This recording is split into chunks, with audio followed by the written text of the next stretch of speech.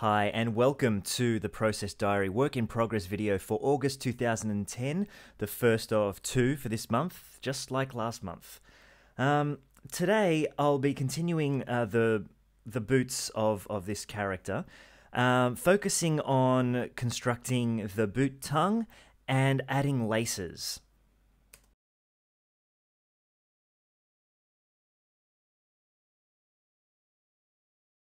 Alright, now moving around to the front here and tabbing into edit mode while we're still in face select, because I think this is going to be much... Okay, we'll get you in front, you inside.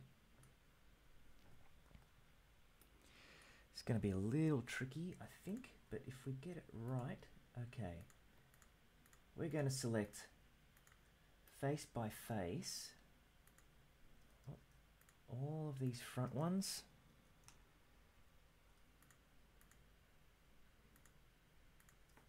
Now, let's see where this ends up. The front of the foot here. That's where the tongue's going to end. Just carefully selecting. Yeah, should I make it 3 wide? No, let's... Yeah, okay. Yeah, why not? The 3 wide tongue might be kind of interesting. It works down the front here. Oh, undo. Select. Select. Okay, so we've got that tongue selected. We'll go into our side view. You can see that it's just this front part here. We're going to extrude, region, and the normal is going to give us something really wrong. So what we're going to do is we're going to click out of that, hit our G key to grab, and hit our Y key to go in the Y direction.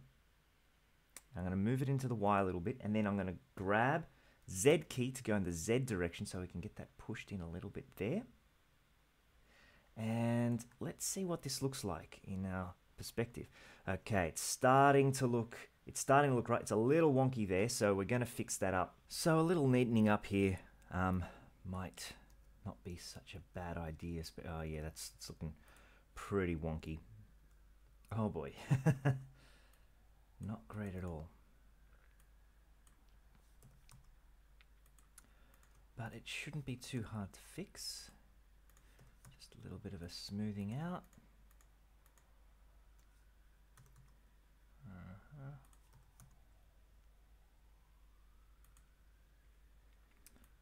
Off there.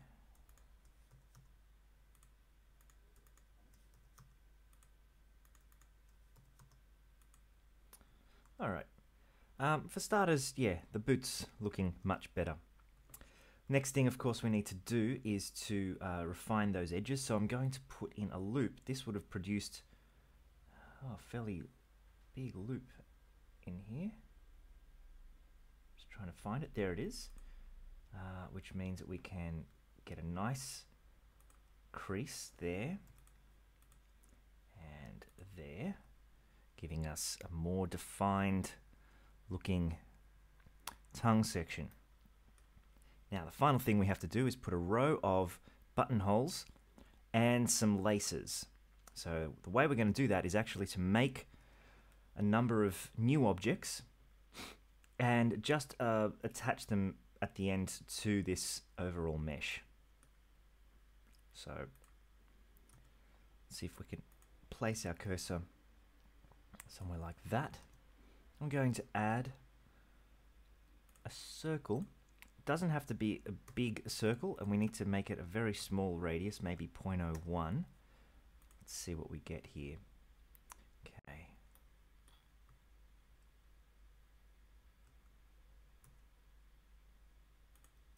Yep, there it is. Alrighty, so we'll just extrude, scale, select all, and in 3, extrude out that way. Alright, I'm going to add a subsurf modifier, set that to smooth. Now you'll notice sometimes you get black bands around things like this. There's a simple solution. All you got to do is go into edit mode, select all with your A key, sometimes hit it twice if nothing selects, and then go Control N to recalculate normals, and all of that black stuff will disappear. I'm going to increase this a little bit. Staying in edit mode, maybe in vertices, because I want this to be all one object. I'm going to begin to place this. Maybe it needs a little rotation around like this. This object here, I might have to scale it.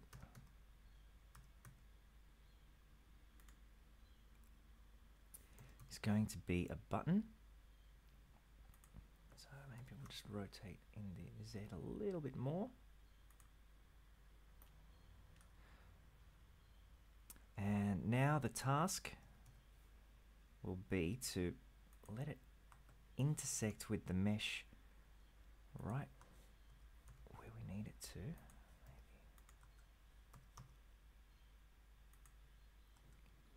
There. And now basically just try to duplicate that down the boot. I might do it on, I might go across one first. So let's see, duplicate, Shift D, grab G key, X, move it over here. Might rotate in the Z direction and push that out in the Y direction. Maybe down a little bit in the Z as well. There we go. All right, 2 buttons almost there. Select all, A, duplicate down in the Z. This is where it's going to get a little tricky to see this.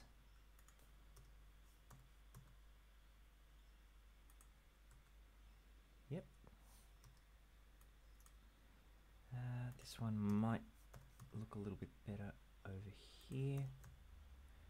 And now it's just a matter of, because it's organic, we kind of basically, let's give it a bit more spacing here.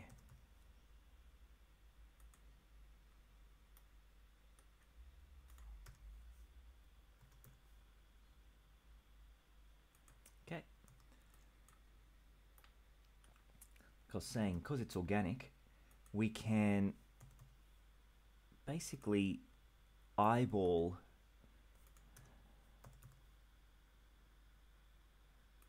the spacing. It doesn't have to be exact. And because I'm only going to be using a finite number of them, I mean, normally I would try to find a solution in which I could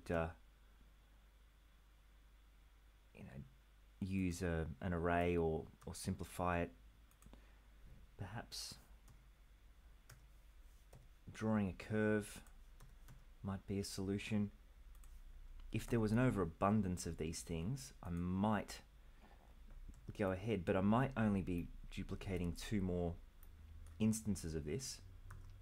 So for that number, it seems like a bit of a, like much of a muchness really.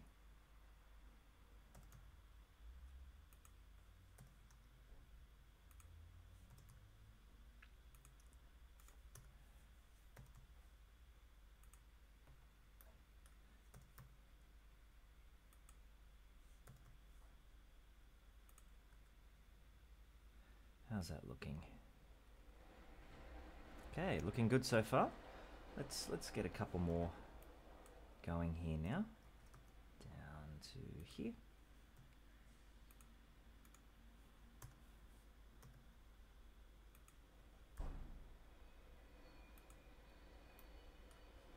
What's going on with this one?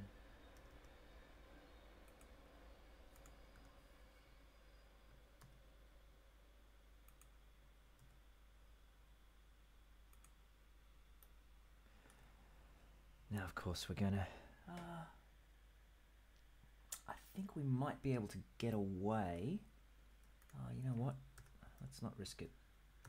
Let's go maybe 1, 2 more along here. So we're gonna move those down, rotate those up like that a little bit.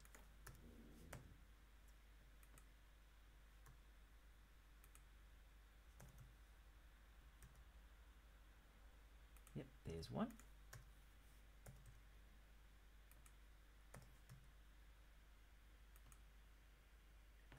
There's 2. And yeah, look, I'm gonna that might benefit by going down a little bit more. See there.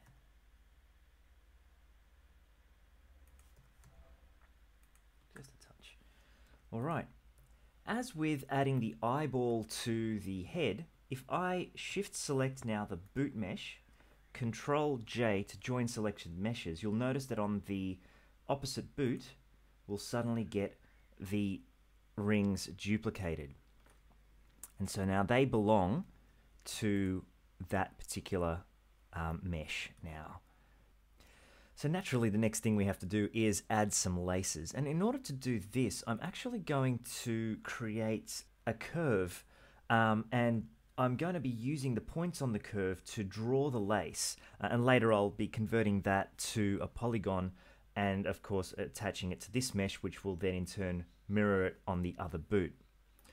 So we're going to need to start at one point. Maybe we'll start at the top. I'm going to select a vertice on one of those rings, hit the L key to select all the linked vertices, and I'm going to snap my cursor to selection. That's Shift S, cursor to selection, and that's where I'm going to begin my curve. Add a Bezier curve.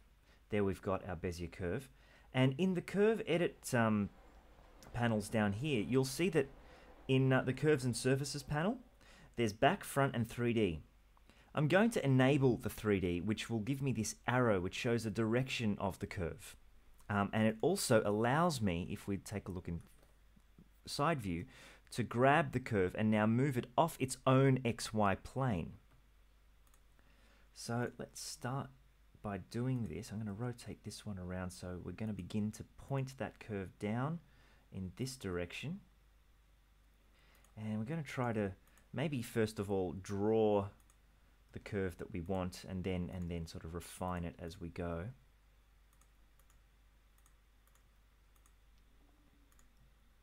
So if I go this curve here, then it's going to go to here, then it's going to go to here, and this one here will go 1, 2, 3. It'll crisscross. Excellent.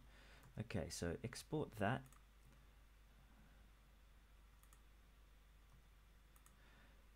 What I'm going to do is I'm going to change this handle by selecting this point over here and hit my H key. It will be a broken Bezier, which means that I can now change that. The same function can work with a vector, but I like this sort of handle because it doesn't instantly break the Bezier curve exactly. Might do the same with that one there. So now when I extrude and move this down, rotate that around, I can grab that handle, break it,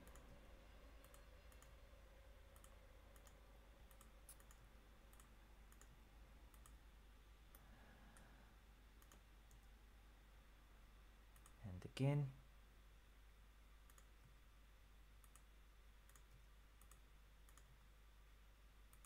Okay. So I'm going to finish up this one, and then I'll come back and show you the next step, because this step here will be a little bit time consuming. So I'm just going to cut out for a little bit.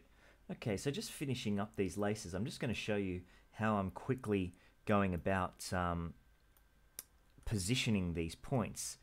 I'm in reverse third view here, and I'm making sure that these laces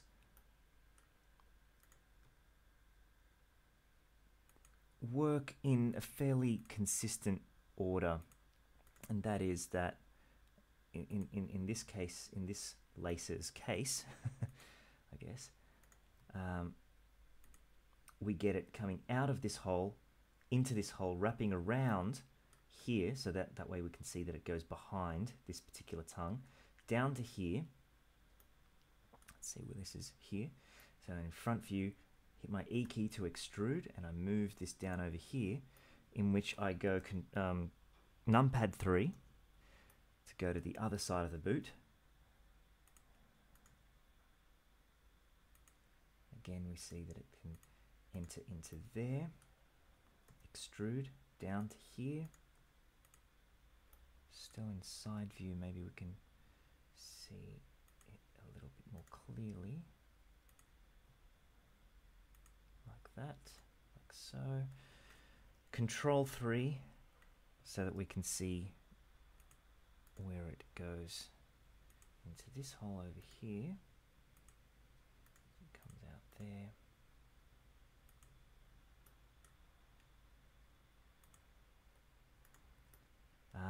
I'm going to go numpad 8 to look at the top of the shoe here, extrude, move across here, numpad 3 in the side view so I can see this hole. This is pretty much where it's going to terminate. So there we go, and that one will be under. Excellent. So now if we just go into normal view, you can actually see how it kind of looks like a shoelace, which is really nice. It's what we want. However, this won't render. What we need it to do in order to render is to have some sort of thickness, which is what we're going to give it now. I'm going to move my cursor straight to the 0 point here in front view, and I'm going to add another curve, a Bezier circle, and I shrink this down quite small and shrink it in the Z direction so it's sort of nice and almost, can you see that shape there?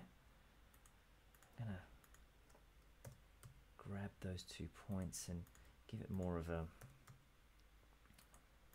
tight elliptical kind of a thing. Okay, and I have to give this an object name. I'm going to call this lace shape. Now I'm going to copy that by mousing over, Control C, and I'm going to select my lace over here. And down in bevel object, I'm going to paste the name lace shape, and in front view, which we're over here, we should suddenly be able to see that it has indeed got a little bit of thickness. Now this will render very nicely. It's going to undo thing. And there we got it. All we need to do now, of course, is to convert this to a mesh. The way we do that is to go Option C, Convert Curve to Mesh. There we go. Now I'm going to go into edit mode. You'll see that there's a hell of a lot of vertices there, and there may be some that we may not even need. So I'm going to go down to my mesh tools, remove doubles. Yep, sure enough, it removes 950 double instances. Control N just to recalculate normals.